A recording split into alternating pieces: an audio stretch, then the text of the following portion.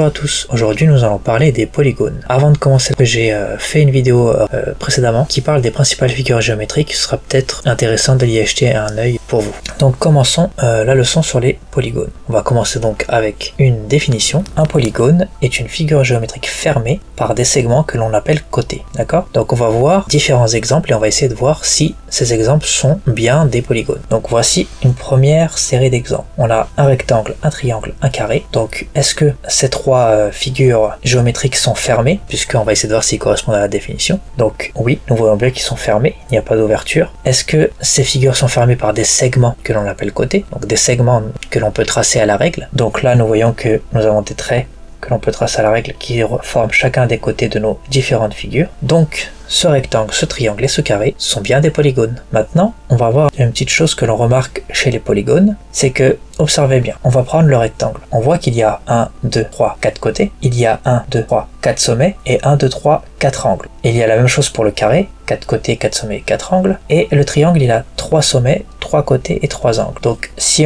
je vous écris ça, on va dire, sur les formes, on peut le voir comme ça. Donc vous voyez, le rectangle, il a 4 côtés, 4 sommets, 4 angles. Le triangle, 3 côtés, 3 sommets, 3 angles. Et le carré, 4 côtés, 4 sommets, 4 angles. Si vous voyez 4 angles droits, c'est juste des angles qui sont particuliers car l'écartement entre les deux segments qui forment cet angle ont exactement un écartement dans lequel on pourrait placer un outil que l'on utilise en mathématiques qui s'appelle l'équerre. Plus tard, vous verrez d'autres définitions, mais on va dire que pour l'instant, vous pouvez repérer les angles droits grâce aux équerres. Donc là, qu'est-ce qu'on remarque sur nos trois figures? C'est que le nombre de côtés est égal au nombre d'angles, est égal au nombre de sommets, d'accord? Donc ça, faut bien retenir aussi, c'est une particularité des polygones. Maintenant, on va avoir une autre série de figures géométriques et on va essayer d'identifier si ils appartiennent au polygone ou si ce n'est pas le cas. Donc voici nos trois exemples. Donc est-ce que ce sont des figures géométriques fermées? Est-ce qu'on voit une ouverture quelque part? Non, tout est bien fermé. Et est-ce qu'ils sont fermés par des segments que l'on appelle côtés? Donc là, on voit que oui, il y a des segments partout, chaque côté est un segment. Donc nos trois figures sont bien des polygones, d'accord? Dernière série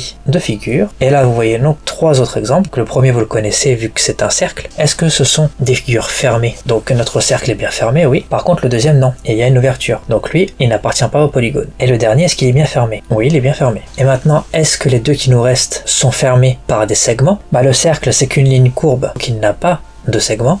Donc, ce n'est pas un polygone. Et notre dernière figure, elle a bien un côté qui est en bas, mais au-dessus, il y a une ligne courbe. Ce n'est pas un segment, donc notre troisième et dernière forme n'est pas non plus un polygone. Donc, on voit bien que nos trois derniers exemples ne font pas partie des polygones. Donc voilà, j'espère que ça vous a servi à reconnaître les polygones. C'est terminé pour cette vidéo. Si ça vous a plu, n'hésitez pas à vous abonner, à liker, à partager, à commenter, comme d'habitude. Et en attendant, je vous dis au revoir et à la prochaine.